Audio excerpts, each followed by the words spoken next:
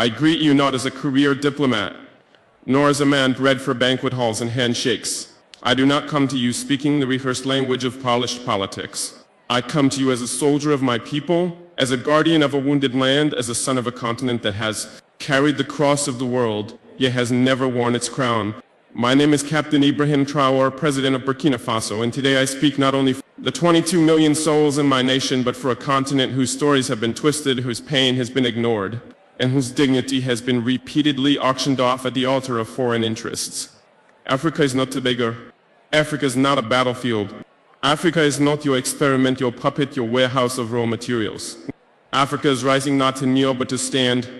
And today I say before this great assembly of nations, Africa will not kneel, one on the false generosity of global politics. For decades you have sent us aid with one hand while extracting our lifeblood with the other. You build wells in our villages while your corporations drain our rivers. You donate vaccines yet patent the cures. You speak of climate action yet continue to fund the very forces that burn our forests and dry our lakes. What kind of generosity is this? The kind that feeds the mouth but silences the voice. The kind that keeps a man alive just enough to keep him dependent. We are not blind to this hypocrisy. Let me be clear, we are not ungrateful for sincere humanitarian assistance, but we reject a global order that disguises exploitation as partnership. We reject financial institutions that lend with one hand and steal sovereignty with the other. Africa no longer wants charity. We want justice. We want control over our own destinies. Too on the chains of colonialism and its modern descendants. Our wounds did not begin with us. They were inherited legacies of an empire-building madness that saw us not as humans, but chiefs, as cargo laboratories. My ancestors were not consulted when maps were drawn with rulers and compasses in Berlin. The borders of Burkina Faso, like those of many African nations, were not carved by our ancestors, but by men who had never stepped foot on our soil, who knew nothing about languages, our tribes, or our spirits. Today, colonialism has a new face. It wears suits, it hosts forums, it signs contracts in Geneva and Paris and Washington. But it still takes without consent, it still dictates instead of dialogues, it still silences instead of listening. If you want to talk about peace, then let's begin by unlearning the arrogance that peace is something only you can teach us. 3. On resource exploitation and the myth of development. They call us developing as if the theft of centuries did not set us back, as if the gold from our lands, the diamonds from our rivers, the oil beneath our feet did not build the very skyscrapers in which this assembly sits. Let us speak plainly. Burkina Faso is rich, Africa is rich. Rich in minerals and culture and wisdom and youth. But you have taught us to measure richness in GDP and export value. You call it development when a foreign company owns 90% of a gold mine on our land. You call it progress when your security forces guard cobalt mines but not our children's schools. That is not progress, that is piracy with legal documents. From now on we will define development on our own terms. Development that puts children in classrooms, not minerals on cargo ships. Development that respects the land, the people, and the soul of a nation. 4. On sovereignty and interference. Why is it that when an African nation makes independent choices, we are called unstable? Why is it that when we seek military cooperation outside the colonial sphere, we are labeled a threat? Burkina Faso has chosen to walk a path of sovereignty that is not a threat to peace. It is a declaration of adulthood. We are no longer under your guardianship. We are no longer your junior partners in diplomacy. We are a free people. If a nation chooses partners that respect it rather than exploit it, that is not rebellion. That is wisdom. Let it be known, no foreign power will dictate the alliances of Burkina Faso. We will build relations based on mutual respect, not historical guilt or present-day intimidation. 5. On terrorism and manufacture wars. You ask why there is violence in the Sahel. You ask why our youth take up arms. But you do not ask who benefits when our mines are guarded by private mercenaries, while our villages are left vulnerable. You do not ask how weapons arrive in deserts that produce no steel.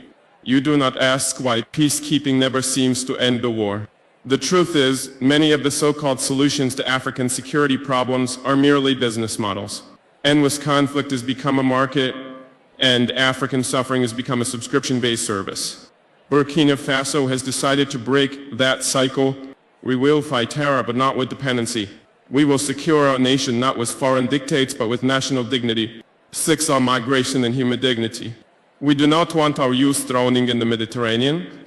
We do not want our brightest minds fleeing to countries that once called us savages. We do not want remittances. We want reasons for our people to stay. Why do our youth flee? Not because we lack beauty, but because we are made to lack opportunity. Not because we hate our land, but because our land is treated as someone else's property.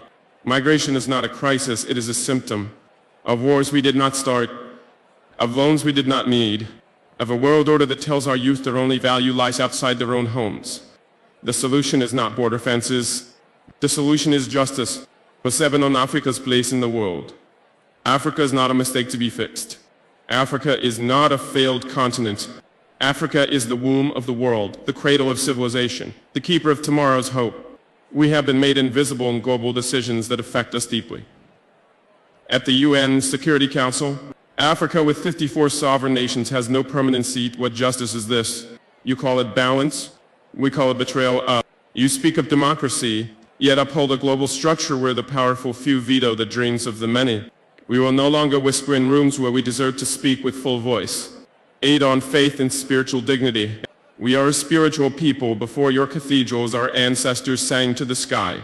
Before your missionaries, we knew the language of the rivers and the laws of the sacred forest. Christianity came, Islam came, and we received them not as slaves but as seekers. But now we ask, will the church and the mosque stand with us, truly with us, when all people are displaced by greed, mosque as globalization? Will your pulpits echo our cries or only repeat the songs of the powerful? Faith, too, must be decolonized. It must walk with the poor, not the privileged. 9, on unity among African nations. This is not a speech from one country. This is the stirring of a continent. You see Mali, Niger, and Burkina Faso forming a new bond. You fear our unity. Why? Because it threatens the myth that Africa can only rise under your supervision. We are uniting not to wage war, but to wage dignity. To pool our courage, to share strength. To protect each other when the world turns its back. Pan-Africanism is not a dream. It is our lifeline. And we will build it stone by stone, heart by heart, with or without your approval. 10, to the youth of Africa. To the young boy selling oranges by the roadside. To the girl who walks 10 kilometers to attend school. To the child whose only toy is a stone but who dreams of stars. You are the reason we fight. Do not believe the lie that your continent is cursed. You are the blessing. Do not envy foreign passports. Be proud of your name, your land, your roots. The world may not applaud you now, but the future will speak your name in honor. 11 final words: we will not kneel. I do not come to declare war, I come to declare will. So we will not kneel to fear. We will not kneel to foreign banks. We will not kneel to outdated empires masquerading as friends. Africa is not asking for a seat at your table.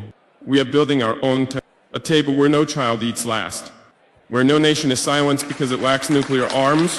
Where justice is not filtered through the lens of race or history, but shared as breath is shared. This is our vision and this is our vow. Let the world hear it today and always. Africa will not kneel. Thank you.